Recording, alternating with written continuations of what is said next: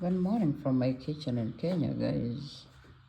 Sorry I haven't been out here actively because I've had a few issues. I traveled to Kenya back in December following my 2 years of being down sick, as most of you would know.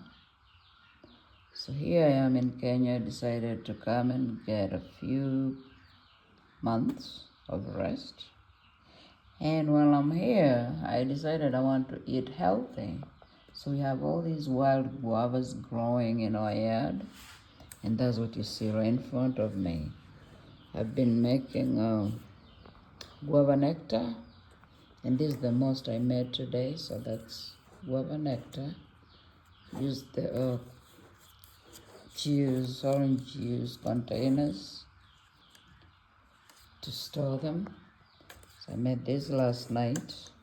It's a lot of work, but the results are worth it. Look at that. If you drink a cup, you might not even want to eat the whole day. They're so filling. Look at that. You can add sugar, you can add honey. I prefer to use honey, but because I didn't have honey, I used sugar. So, and then another thing is, when I was growing up, my grandmother used to make these delicacy. These are beans. So these are beans. You take beans. I know they smell like roasted peanuts, but it's beans. So you take beans, soak them up. Look at this. They smell like roasted peanuts, but they're beans. So you soak up your beans, and then you peel them. And once you peel them, you go ahead and dry them up and then you roast them. So these I roasted last night, and now they are ready for that delicious dish.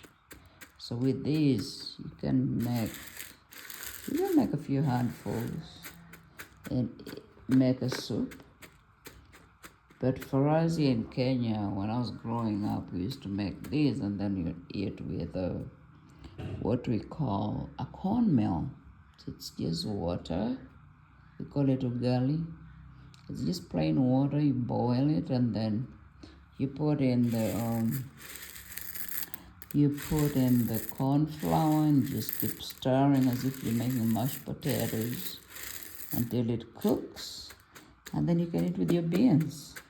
And you can thank me later. If you can get these at your local supermarket or some of those international stores that carry a lot of this stuff, because I don't think the local supermarkets have the peeled ones, because if you can get the peeled ones from the international markets, that's how to go about it. But if you have to do it yourself.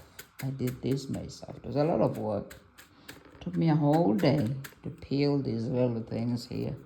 So I'm really going to enjoy them when it's all said and done. So right now I have a guy that helps me around the home, staying with my uncle, because staying in Kenya is also very expensive. But I'm glad that my uncle is hosting me. And when I came from the US, he's the one that sent me an invitation letter, because I'm a citizen. I'm not allowed to just walk in. So here's another thing that I've been doing. These are my orange peels. I'm going to use these when they're dried up. Most of you know I'm going to use them to make some cakes, because I've been making a lot of cakes. And then here's another delicacy here. These are called mushrooms. Sorry. These are mushrooms, fresh mushrooms. So what I do is I go out, because the season is here. So I go out, I harvest mushrooms every morning. That's my routine. I harvest mushrooms every morning, and then clean them up, and then put them out to dry. So this is our home. Look at that beautiful bird over there. It's walking around unbothered. Isn't that beautiful? This is the beauty of living in the village. See that beautiful bird over there? It's just having fun, walking around. And then, look at my little goat over there. That's my pure, my very beautiful little goat. He loves me to death.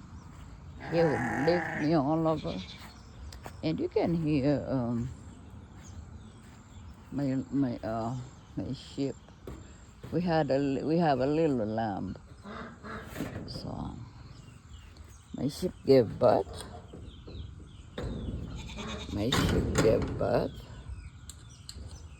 And now we have a little lamb. Now listen to him. Now we have a little lamb. Look at him. We have a little lamb. Look at the little baby. Isn't he cute? Cute. There's a little lamb. And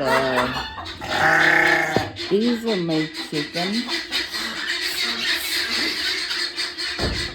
These are my chickens. Look at them.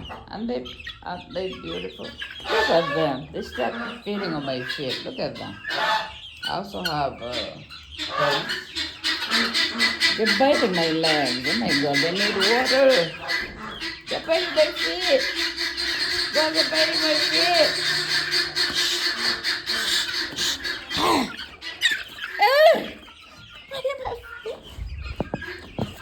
I'm sorry. They're biting my feet. Oh, I let these one out.